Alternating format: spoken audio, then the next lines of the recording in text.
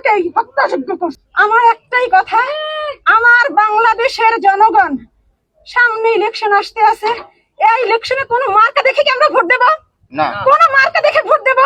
আমরা দেশপ্রেমিক যে বাংলাদেশ পন্থী রাজনীতি করবে আমরা তাকেই ভোট দেব। রাজনীতির একটা প্যাটার্ন পরিবর্তন করতে চাইছি।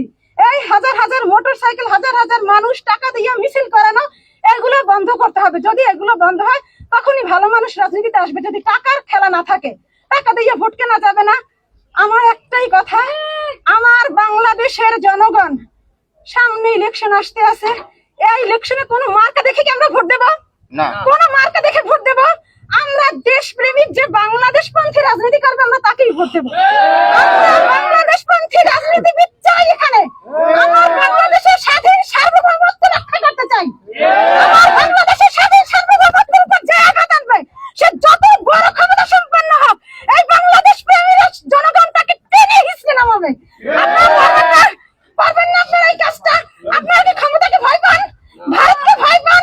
আগ্রাসনকে ভয় পান? আমরা বাংলাদেশের মাটিতে আর কোনো দাদাগিরি সহ্য করব? কোন দাদাগিরি সহ্য করব না। এই বেগম জিয়াকে দিনের পরে দিন ফলো প্রয়োজন দিয়ে এই ভারতের প্রেসক্রিপশনে বাংলাদেশ আজকে ভারতের যত রাজাকার আছে ওরা মিলে মিলে বেগম জিয়াকে হত্যাযোগ্য করছে, হত্যা করছে। তারেক জিয়া কেন আন্দোলনের পরে তারেক জিয়া কেন বাংলাদেশ আসতে পারলো না? যাই তারেক জিয়াকে একটা 111 ঘটাইয়া ফ্যাসিস্টরা ভারতকে 111 ঘটাইয়া তারেক জিয়াকে দেশ থেকে বিতাড়িত করছে। আন্দোলনের সাথে সাথে তারেক জিয়া বাংলাদেশে আসার কথা না? আসতে পারলো না কেন? কারা আসতে বাধা দিছে? সরকারের পক্ষ থেকে বারবার বলছে আমাদের কোনো সমস্যা নাই, আমরা সকল রকমের প্রোটেক্ট দেব, তারপরও তারেক জিয়া কেন আসলো না? তার মানে এই ভারতের সাথে যেগুলো বাংলাদেশের মুখোশধারী রাজনীতিবিদ যে টাকার পাহাড় গড়ছে রাজনীতিকে কেন্দ্র করে টাকার পাহাড় গড়ছে, ওদের কারণে আসতে পারে নাই।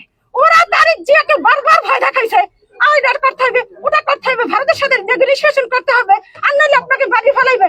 আজকে বিএনপি, আমি তারেক জিয়াকে আজকে আপনাদের মাধ্যমে তারেক রহমান সাহেবকে জানাতে চাই, আমার ওসমানের মাথায় গুলি না, বাংলাদেশের মাথায় গুলি, স্বাধীনতা সার্বভৌমত্বের মাথায় গুলি।